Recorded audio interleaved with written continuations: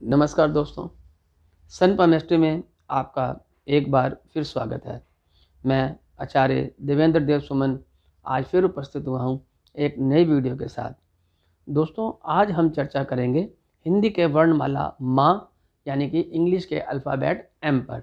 दोस्तों, न्यूमरोलॉजी में एम को अंक 4 दिया गया है और अंक 4 का स्वामी राहु होता है। दोस्तों, यदि हम इंग्लिश के अल्फ़ाबेट 13वां अल्फ़ाबेट्स देखें, वो भी एम आता है, अर्थात अगर हम 13 को जोड़ दें उसका अंक भी 4 बनता है। दोस्तों, राहु ग्रह की खोज एक हर्शल वैज्ञानिक ने की थी तथा अंग्रेज वैज्ञानिक था हर्शल, जिसने की थी। उसके नाम से ही इस ग्रह का नाम रखा गया है। इसे हम हर्शल ग्रह या राहु ग्रह कहते हैं। इसे दोस्तों वास्तव में ये ग्रह नहीं है, इसे हम छाया ग्रह कहते हैं।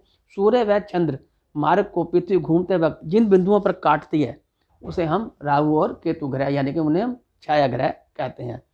असंभावित और आश्चर्यजनक घटनाओं का यह स्वामी है, अर्थात अचानक प्रगति, विस्फोट, उतार चढ़ाव का स्वामी राहु है। जिन भी जातकों का नाम एम से शुरू होता है दोस्तों, ज़्यादातर उनमें ये चीज़ें देखने को मिलती हैं। जब दोस्तों इनके अंदर कुछ क्वालिटीज़ होती हैं। सबसे पहले क्वालिटी के अंदर होती है ये स्वास्तिक होते हैं, अर्थात ये बिल्कुल सदाचारी होते हैं और सभ्य होते हैं। इनको कोई दीन दुनिया से ज़्यादा वो नहीं करते, छल कपट वगैरह ये ज़्यादा नहीं करते। दोस्तों, इन्हें सादगी बहुत पसंद होती है और ये सादगी में रहना और जीना पसंद करते हैं। और तीसरी क्वालिटी इनके अंदर ये होती है, ऐसे जातक यदि ज़्यादा धनवान ना भी हों, अर्थात कई बार ऐसा होता है कि जातक ज़्यादा धनवान नहीं होता लेकिन लोगों को ये भ्रम रहता है कि यह बहुत अमीर आदमी है, इसके पास बहुत पैसा है, धनवान से प्रतीत होते हैं। नंबर 4, ऐसे जातक अतिथि सत्कार बहुत अच्छा करते हैं। मेहमानों का, कोई मेहमान के घर में आ जाए उसका सत्कार बड़े अच्छे ढंग से करते हैं।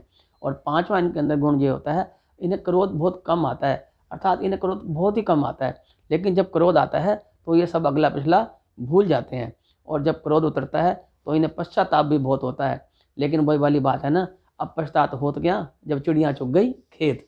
और छठी क्वालिटी इनके अंदर होती है, इनका स्वभाव मोम की तरह मुलायम होता है। बहुत मोम की तरह मुलायम सीधे लोग होते हैं और कई बार लोग इसी चीज़ का फ़ायदा उठाकर अपना काम निकाल लेते हैं और इन्हें यूज़ टू थ्रो कर देते हैं।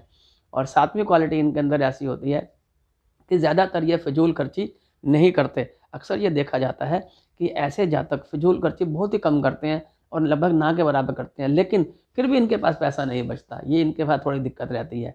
और 8वीं क्वालिटी इनके अंदर ये होती है, ऐसे जातक जीवन में अत्यंत सावधानी से चलते हैं, अर्थात प्रत्येक कार्य को अच्छी तरह सोच समझकर विचार विमर्श करने के बाद ही करते हैं। और दोस्तों, 9वीं क्वालिटी या सबसे अच्छी क्वालिटी इनके अंदर ये होती है कि इनके अंदर मित्र बनाने की कला बखूबी होती है, अर्थात ये किसी को भी बहुत जल्दी से अपना मित्र बना लेते हैं।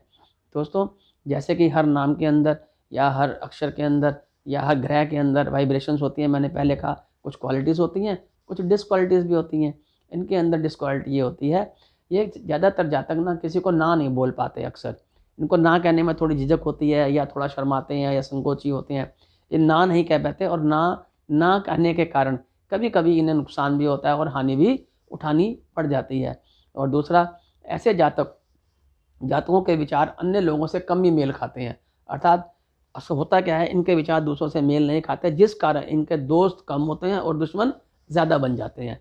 और दोस्तों, ऐसे जातक निर्णय लेने में थोड़ा कम देखे जाते हैं, अर्थात ये निर्णय जल्दी से नहीं ले पाते और निर्णय लेने से, मैंने जैसे पहले भी कहा, ये काम को सोच समझ के करते हैं और तुरंत निर्णय लेना पड़े तो इनके अंदर ये क्षमता अक्सर देखी नहीं जाती। और दोस्तों, चौथी इनके अंदर डिसक्वालिटी ये होती है, ये दूसरों की कभी कभी आलोचना और निंदा भी करते हैं, जो इनके व्यवहार के साथ इनको शोभा नहीं देता। मेरा ये मानना है और आपको एक सुझाव भी है साथ के साथ कि ऐसे जातकों से मैं ये कहूँगा कि वो दूसरों की निंदा या आलोचना कम से कम करें, या हो सके तो ना ही करें तो बहुत अच्छी बात है।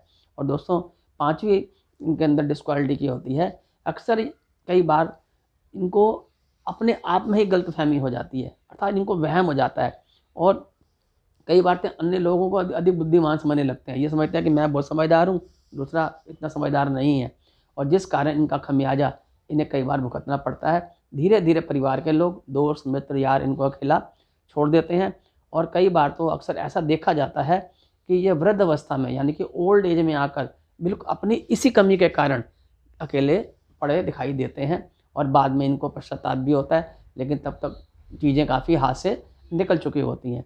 दोस्तों, जिन भी जातकों का नाम M से शुरू होता है उनके लिए शुभ तारीखें रहेंगी 4, 13 और 31, और इनके लिए शुभ दिन रहेंगे रविवार और शनिवार। और दोस्तों, इन जातकों का मेरा ये एक सुझाव है कि ऐसे जातकों को जीवन में कभी भी कोई नुकसान या हानि होगी तो वो नुकसान या हानि दुश्मनों से नहीं होगी, अपनों से होगी। इस बात का ध्यान रखें।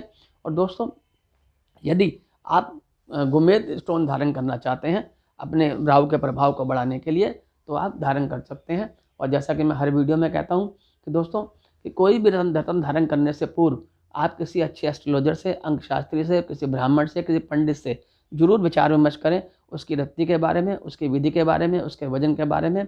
उसके पूर्व ही उसको धारण करें, अन्यथा कई बार रत्न बिना सोचे समझे धारण करने से लाभ की बजाय नुकसान ज़्यादा हो जाता है। और दोस्तों, ऐसे जातकों की मित्र राशियां रहेंगी कर्क और सिंह।